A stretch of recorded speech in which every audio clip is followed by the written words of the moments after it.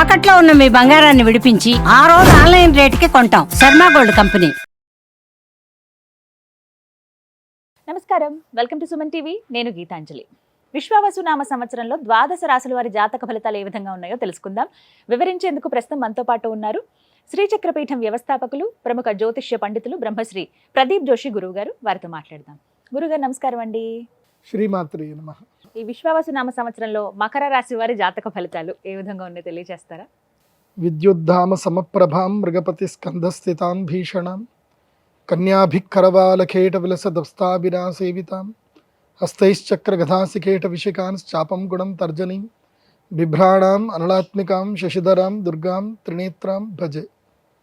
శ్రీమాత్రే నమః. శ్రీ గురుభ్యో నమః. మేషాది ద్వాదశ రాశుల యొక్క ఫలితాలు మనం ఈ విశ్వావసు నవ సంవత్సరంలో తెలుసుకోబోతున్నాం. మకర రాశి వారికి ఈ సంవత్సరం ఆదాయ వ్యయాలు ఎలా ఉన్నాయో తెలుసుకుందాం. మకర రాశి వారికి ఈ సంవత్సరం ఆదాయం 8, వ్యయము 14. సంపద బాగా ఉంటుంది, ఖర్చులు కూడా ఎక్కువగానే ఉంటాయి. అలాగే రాజపూజ్యము 4, అవమానం 5. సో మకర రాశి వారికి ఈ సంవత్సరము ఎలా ఉంది అని అంటే, ఒకటి, మీకు కొన్నేళ్లుగా ఏదైతే ఇబ్బంది పెడుతుందో ఆ సమస్యలన్నీ పరిష్కారం అవుతాయి. సమస్యలు పరిష్కారాలు దొరుకుతాయి. ఈ సంవత్సరము మకర రాశి వారికి పరిష్కార మార్గము లభిస్తుంది. అండ్ ఇన్నేళ్లుగా మీరు పోగొట్టుకున్నవి ఏవైనా ఉంటే తిరిగి మీకు వచ్చేస్తాయి. ముఖ్యంగా ఏమైనా పెండింగ్ కేసులు ఉన్నా, ఏదైనా డిస్ప్యూట్స్ ఉన్నా అన్నీ క్లియర్ అయిపోతాయి. మ్యాక్సిమం మీరు సెటిల్మెంట్ చేసుకునే ప్రయత్నం చేయండి, మంచిగా ఉంటుంది. ఎందుకోసమంటే ఈ మకర రాశి వారికి 7.5 సంవత్సరాలు శని వీడిపోతుంది. నాకు తెలిసి ఒక వ్యక్తి కరెక్ట్గా 7 సంవత్సరాల క్రితం, 7.5-8 సంవత్సరాలు అయింది. ఆ టైంలో అతను కూడా మకర రాశి, చిట్ ఫండ్ బిజినెస్ చేస్తున్నాడు.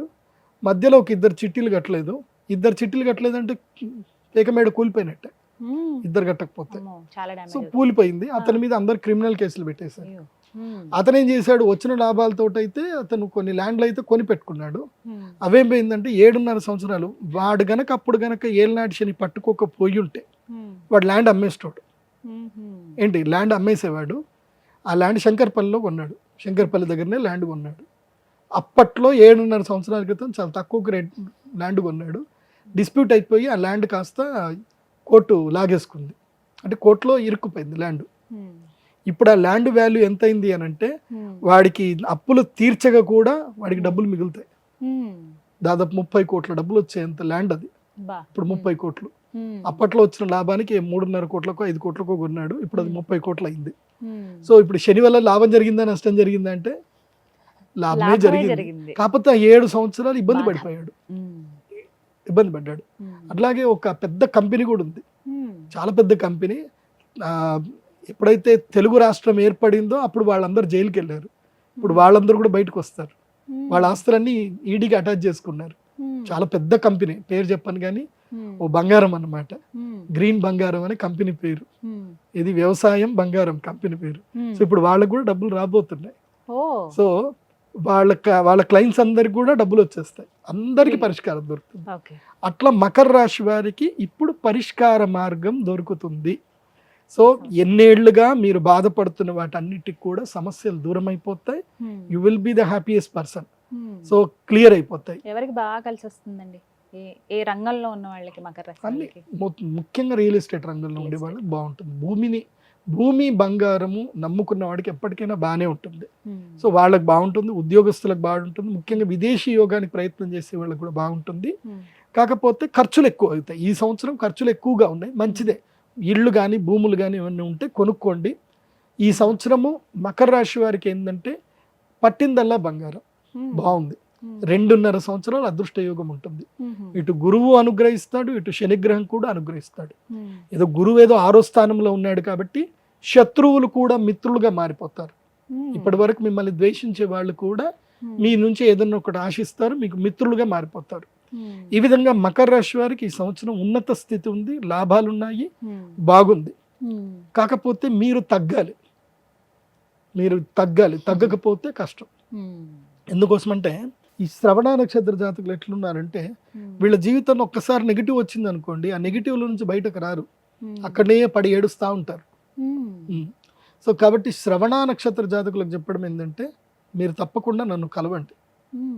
నేను చెప్తున్నా కదా, నన్ను కలవండి. మీకు నేను కొన్ని 2-3 తిట్లు తిడతాను, ఆ తిట్లు తినండి. ఎందుకోసం అంటే మీకు ఎవరైనా గట్టిగా తిడితే తప్ప మీరు జీవితంలో మీరు ముందుకు వెళ్ళరు. ఎందుకోసం అంటే జీవితంలో తిట్టాలంటే అమ్మ నాన్న గురువు ఈ ముగ్గురే తిడతారు, ఇంకోటి తిడితే మనం పడంగా. అది సో ఎందుకోసం అంటే మీ జీవితంలో మీరు బాగుపడాలని కోరుకునే వాళ్ళు వీళ్ళు ముగ్గురే ఉంటారు. అందుకే పెద్ద పెద్ద కంపెనీ సీఈఓలైనా పెద్ద పెద్ద సినిమా యాక్టర్లైనా నా దగ్గర వచ్చి కూర్చొని తిట్టించుకొని పోతారు. ఏమన్నా తిట్టండి గురుగారు, నన్ను ఎవరు తిట్టట్లేదు, నేను రైట్ ఉన్నానా రాంగ్ ఉన్నానా ఏం చేస్తానో తెలియట్లేదు అంటారు. సో అట్లా తిట్టించుకునే వాళ్ళు కూడా ఉంటారనమాట. తిట్టడం అంటే ఏంటంటే ఇలా చేయకండి అలా చేయండి అని చెప్పడమే, అంతే. సో ఎందుకోసం అంటే మీ మీద సింహావలోకనం చేసేది మీ గురువే. సింహావలోకనం అనే అర్థం ఏంటి అని అంటే, మనం అడవిలో వెళ్తే పులి మనం 100 సార్లు, మనం పులిని 2-3 సార్లు చూసే లోపల పులి మనం 100 సార్లు చూస్తుందట. సో దాన్ని సింహావలోకనం అంటారు. మీకు ఒక గురువు ఉండాలి, ఆ గురువు మీ గురించి చూస్తూ ఉండాలి. కానీ మాత్రం ఈ సంవత్సరంలో అదృష్ట యోగ జాతకుల్లో మకర రాశి వాళ్ళు కూడా ఉన్నారు. పెళ్లి చేసుకోండి, పర్లేదు, ఈ సంవత్సరం పెళ్లి చేసుకోవచ్చు మకర రాశి వాళ్ళు. పరిహారాలు గురువుగారు? పరిహారం వచ్చేసి మకర రాశి వారికి ప్రత్యేకంగా మీరు ఈ సంవత్సరం చేయాల్సింది ఏంటంటే దత్తాత్రేయ హోమం చేయించుకోండి. ఎందుకోసం అంటే గురువు శత్రుస్థానంకి వచ్చాడు కాబట్టి కొంచెం సంపదలు అంత క్రియేట్ అవ్వవు. దత్తాత్రేయ హోమం, అదేవిధంగా అక్షయ తృతీయ రోజు మహాలక్ష్మి యాగం, ఈ 2 తప్పకుండా చేయించుకోండి. దత్త హోమం ఎందుకు చేయమని చెప్తున్నాను అంటే, ఈ దత్త హోమంతో పాటు కార్తవీర్యార్జున మంత్రం కూడా దీంట్లో కలిసి వస్తుంది. ఇది చేయటం వల్ల గతంలో మీరు ఏదైనా కోల్పోయినా, మనుషుల్ని కోల్పోయినా, ఆస్తులు కోల్పోయినా తిరిగి మీకు వచ్చే అవకాశం ఉంటుంది. కాబట్టి ఆ హోమం చేసుకోండి, అంత బాగుంటుంది. ఏ రాశి అనేది తెలియదండి, నక్షత్రం చాలా మందికి ఐడియా ఉండదు, ఏ రాశో తెలియదు. మరి మా జాతకాలు మేము ఎలా చూసుకోవాలండి? మాకేమో ఏమైనా పరిహారాలు చేసుకుందామన్నా ముందు నక్షత్రము రాశి అడుగుతున్నారు, అలా కూడా చేసుకోవడానికి వీలు లేకుండా పోయింది. ఇంక ఇంతేనా, తెలుసుకోవడం ఏమైనా కుదురుతుందా అని అడిగే వాళ్ళు చాలా మంది ఉంటారు. వారికి సమాధానం సింపుల్, నేను ఒకటే చెప్తాను. యస్య నాస్తి కిల జన్మపత్రిక యా శుభాశుభ ఫలప్రదాయని అంధకం భవతి తస్య జీవితం దీపహీనమివ మందిరం నిషి. దీని అర్థం ఏంటంటే, దీపము లేని గదిలో మనకి ఏది కనబడదు. ఇప్పుడు ఈ గది ఉంది, ఇక్కడ మొత్తం లైట్లను ఆఫ్ చేసేసారు, మనకి ఏవి ఎక్కడనే కనబడవు కదా. దీపం ఉంటే అన్నీ కనబడతాయి.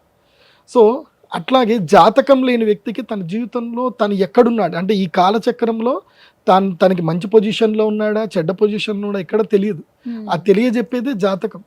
జాతకం ఒకటి ఉందనుకోండి, వాళ్ళ జీవితంలో ఇప్పుడు ఏలినాటి వస్తే ఎట్లా జాగ్రత్త పడాలి, గురుడు లక్ ప్లేస్కి వచ్చాడు, ఇప్పుడు బిజినెస్ చేయాలా ఉద్యోగం చేయాలా, ఇవన్నీ తెలిసేది జాతకం ద్వారానే. సో జాతకం లేకపోతే ఏం తెలియదు. జాతకం అంటే నీ date of birth, time, place అక్యురేట్గా ఉండాలి. ఉంటేనే అది నీకు జాతకం ఉన్నట్టు. జాతకం లేదు అనుకోండి, ఇక మీకు తల్లిదండ్రులు ఏదైతే పేరు పెట్టారో దాంతో మీరు రాశులు చూసుకోవాలి. జాతకం లేదు అంటే, ఒకవేళ మీ date of birth, time, place ఉంది, మీరు సింపుల్గా నా వెబ్సైట్ విజిట్ అవ్వండి, pradeepjoshi.com వెబ్సైట్ విజిట్ అవ్వండి. అక్కడ మీకు హోరోస్కోప్ డీటెయిల్స్ ఉంటాయి. మీ date of birth, time, place enter చేసి సబ్మిట్ చేస్తే మీ జాతకం మీకు PDF రూపంలో వస్తుంది. సో అక్కడ మీ జన్మ నక్షత్రము, జన్మ రాశి ఉంటుంది. సో దాన్ని బట్టి మీ జన్మ నక్షత్రం ఏంటి, మీ జన్మ రాశి ఏంటి చూసుకొని, అప్పుడు మేము ఈ మన ఛానల్లో చెప్పే నేనైతే రాశి ఫలాలు చెప్తానో అవి మీరు ఫాలో అవ్వాలి. ఇప్పుడు పత్రికల్లో ఎక్కడ చూసినా మీ రాశి ఏంది అనేది ఆ రాశి ఫాలో అవ్వాలి. జాతకం ఉండి నంబర్ 1 ప్రిఫరెన్స్ ఏంది అని అంటే కనుక date of birth, time, place మీద వచ్చేదే ఒరిజినల్. అది లేదు అన్నప్పుడు, ఇప్పుడు నీ పేరు రాము అనుకో, పేపోరారి చిత్తా నక్షత్రం తులారాశి అవుతుంది. నీ పేరు శ్రీనివాసు అనుకో, అది కూడా చిత్తా నక్షత్రము తులారాశి అవుతుంది. లేదంటే దాక్షాయిణి అని పేరు పెట్టుకున్నారు, భూదాబాడ, పూర్వాషాఢ, సో పూర్వాషాఢ నక్షత్రం అవుతుంది, మకర రాశికి వెళ్ళిపోతుంది. సో ఇట్లా మీ యొక్క రాశిని ఏది తెలుసుకోవాలంటే, పేరు బట్టి చెప్పే రాశి 100% అయితే ఫలితాలు ఇవ్వదు. జన్మ నక్షత్రం అంటే పుట్టిన సమయంలో ఉన్న నక్షత్రము, రాశి మాత్రమే మోస్ట్లీ 80% యాక్యురేట్గా ఉంటుంది. అండ్ వన్ మోర్, రాశి ఫలాలు జనరల్ ప్రెడిక్షన్స్ అందరికీ ఇవి వర్తించవు. క్లియర్గా చెప్తున్నాను, రాశి ఫలాలు జనరల్ ప్రెడిక్షన్స్ అందరికీ వర్తించవు.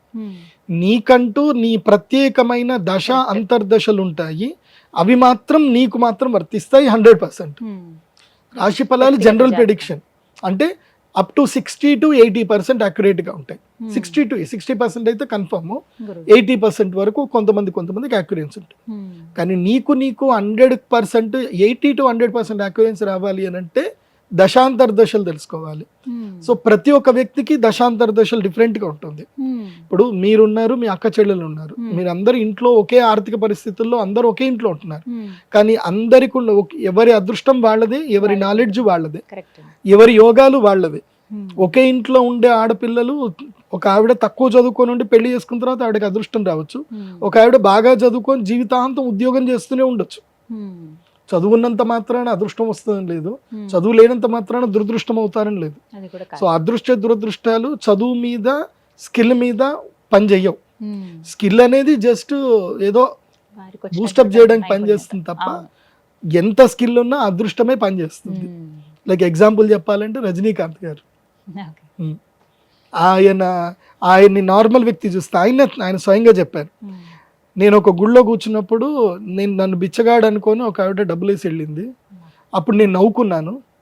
దేవుడు గనక నా పైన అనుగ్రహం చేసి ఉండకపోతే, నేను సినిమా స్టార్ అని తెలియదు, ఒక నార్త్ గుడిలో కూర్చున్నప్పుడు, నార్త్ ఇండియాలో గుడిలో కూర్చుంటే ఆమె గుర్తుపట్టుకుని డబ్బులు వేసి వెళ్ళిపోయింది. సో ఇది నా పరిస్థితి. ఆయన అహంకారానికి వెళ్ళా, ఆయన తిట్లే.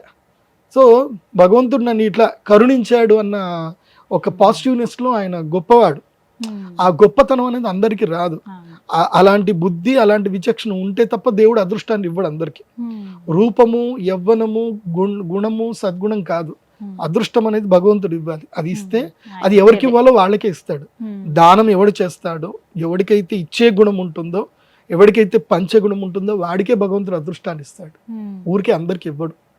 సో కాబట్టి జాతకం చాలా ఇంపార్టెంట్. ఇప్పుడు నేను రాశిఫలాలు చెప్తాను, కానీ చెప్పేటప్పుడు మీరు జాతకం లేకుండా మీ ఇష్టం వచ్చినట్టుగా మీ పేర్లతో చెప్పుకొని గురుగారు కరెక్ట్ చెప్పలేదు, అన్ని రాంగ్ వెళ్ళిపోతున్నాయి అనుకుంటే అది మీ పొరపాటు, నా పొరపాటు కాదు.